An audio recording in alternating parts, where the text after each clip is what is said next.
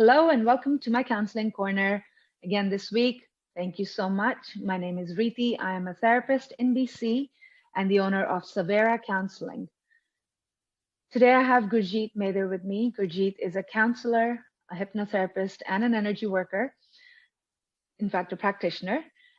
She's the founder of Suenta Health in Surrey. Gurjeet, welcome. Thank you for joining me again. Thank you for having me again. Gurjeet, we talked a little bit about abuse, and I know we don't have a lot of time to get into each and every type of abuse today. Why don't we do a little bit of recap about what is abuse and what types of abuse are there? A person who's been abused, I'm going to go through what feelings they would have from being abused, abuse survivor. They will feel hopeless, helpless, powerless, as if their survival is at risk. And most of all, it's a fear that they carry. Actually, I say fear and shame that is carried as well. This can come from abuse such as emotional abuse, mental abuse, verbal abuse, sexual abuse. And abuse can also come from observation of things. And this is something that people really don't pay as much attention to. So, for example, a child who is observing an adult watching porn, for example, or a child watching, being subjected to two parents or a family that are always constantly arguing, fighting, hitting each other. That's abuse because they feel like there's something wrong. They're at fault for creating this environment. Therefore, their survival is at risk and all those things that I talked about earlier. Right. That's a lot. And it's sexual abuse itself. Why don't we get a little bit deeper into the sexual abuse side of things? What kind of patterns have you seen in sexual abuse survivors? It varies by each person. Everybody, handles fear, shame, and everything in their own different ways. But some of the common traits that you see from a sexual abuse survivor, I'm going to, for now, just focus on the childhood sexual abuse and people who have grown into teenage or adulthood. There can be symptoms such as promiscuity at a very early age.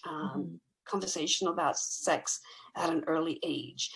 There can be a lot of anger because they don't know how to handle the emotions, or they've not been taught how to handle the emotions and shame that's been carried. It affects the personality. They could be carrying a lot of sadness. It can go from aggression and anger to people going inwards and shutting down and not talking and becoming very shy. It affects everybody's self-worth.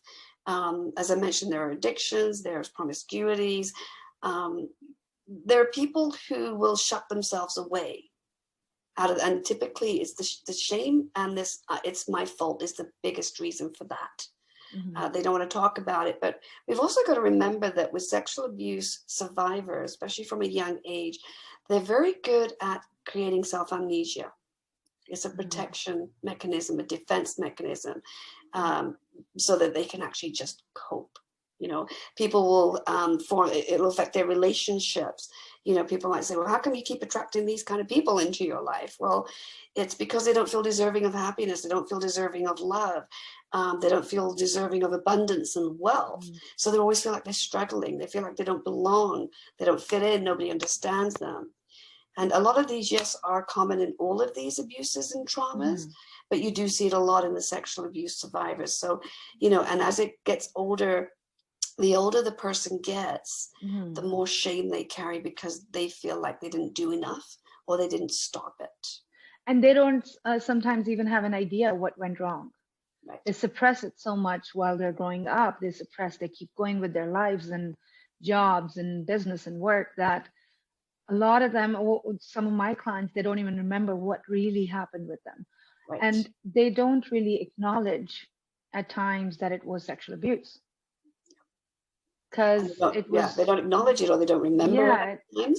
It's almost like going through those stages of grief that we do in sexual abuse. You're also going through certain stages, and denial, I think, is a big one. Absolutely. And it's also considering the environment or the family that the person is in. At the younger age, they might tell someone, and that adult that they tell says, oh,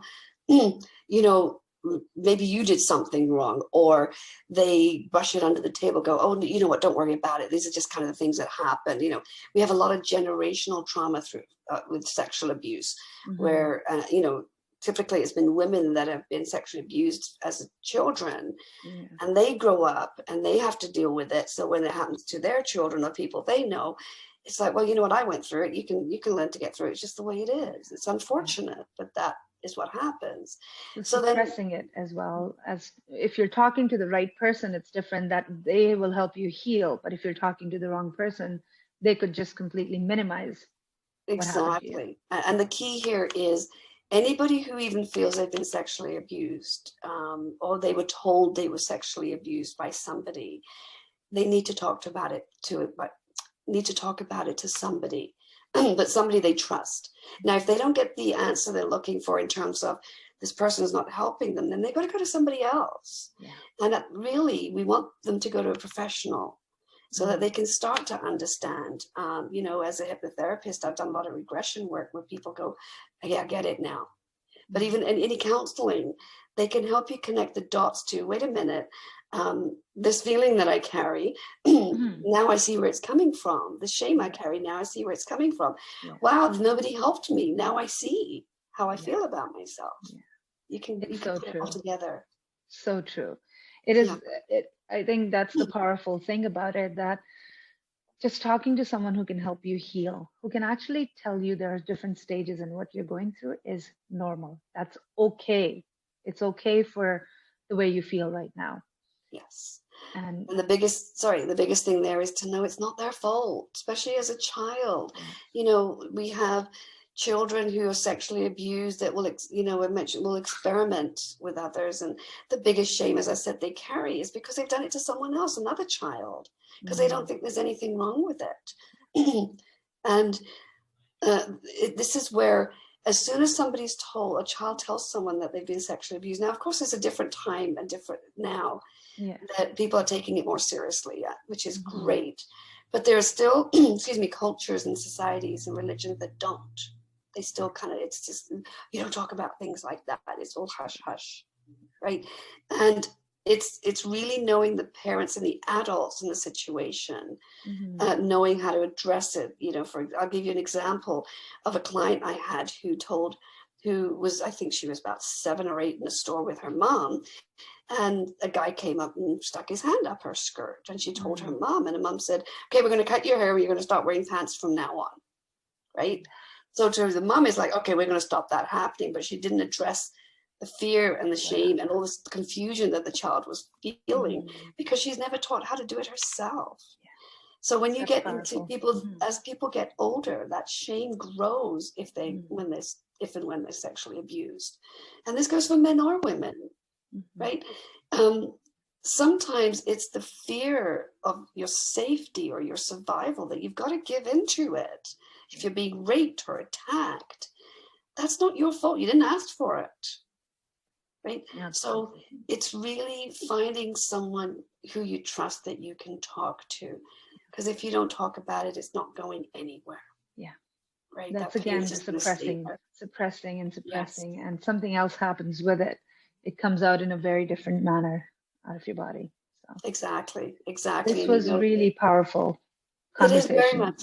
Yes. And you know, one thing I want to add with any kind of abuse, you know, is that for the younger the person experiences that abuse or trauma, their foundation of, as we mentioned, their personality, their development is affected. And when you have a rocky foundation, your future is going to be rocky too. You're never going to feel like you fit in or you belong. There's always going to be something missing. Absolutely. Right. Oh, that just gave me goosebumps.